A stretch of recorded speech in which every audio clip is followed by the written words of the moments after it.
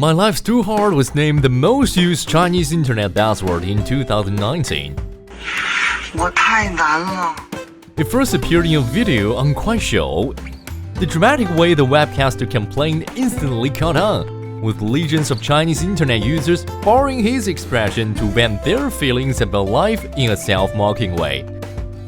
Following are some of them. What is life throwing at them in 2019? 2019我太难了，今年生了2胎，为了接送我媳妇儿跟孩子，买了1台新能源，生活可谓是变得越来越充实了。与此同时呢，我的压力也在增加。就在我焦头烂额的时候，国家又出台了垃圾分类政策。那时候每天萦绕在我脑海里的声音，除了孩子的哭声，就是它是什么垃圾。但努力付出总会有收获的。快年底了，算算工资，我才发现新个税帮我们节省了一大笔钱。我们一家全年节税近2万元。用这些钱，我们一家出去放松了一下。旅行回来，我突然发现社区环境变得越来越好了，再也看不见家门口臭气熏熏的垃圾箱了。新的一年，为了我的家人，我还会更努力。My life was too hard in 2019. I was put on the entity list by the US in May, which restricted business between US companies and Huawei. It's a shame that the designation caused me to lose many good friends. That said, the company is doing well and its overseas business is not impacted by the US decision, despite the fact that we can't install Google apps, some of which are widely popular. The revenue of Huawei for the first 9 months of this year is $89 billion, an increase of 24% compared with the same period last year. So far, Huawei has signed more than 60 contracts to build 5G networks around the world. The sanctions have hastened my transition from depending on US tech to technological self-reliance. Although Huawei is still at the mercy of the US government to some extent, we are not as vulnerable as we once were. My life was too hard in 2019. Both the onshore and offshore exchange rate fell past 7 yuan per US dollar on August 5th. A lot of people freighted over the drop and predicted that it would depreciate even more. As I have explained, it's normal for exchange rates to fluctuate.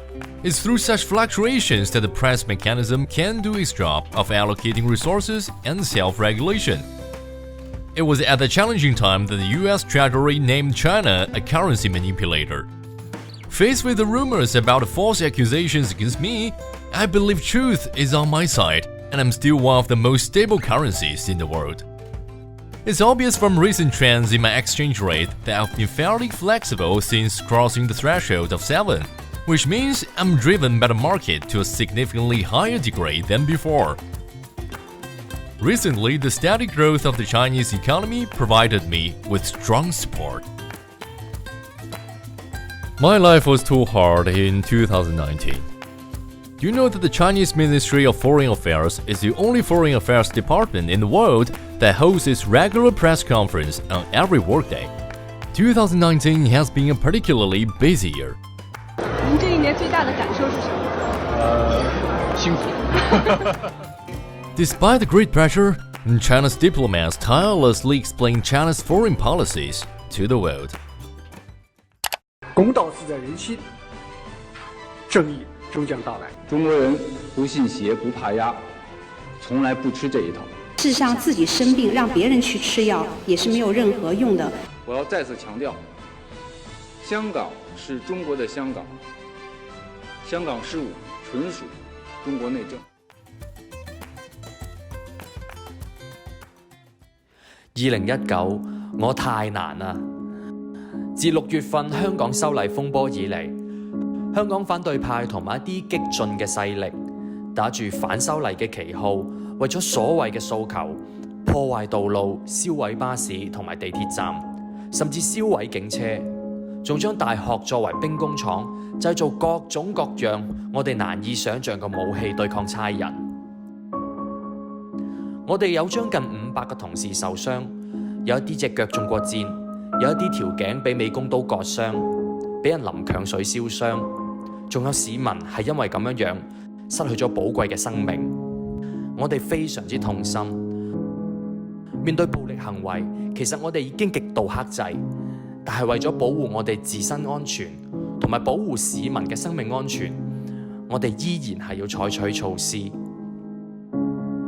但係就俾一啲媒體煽動輿論，製造咗警民對立，嗰啲我哋保護緊嘅人喺度指責我哋，呢一個先至令我哋最心痛嘅。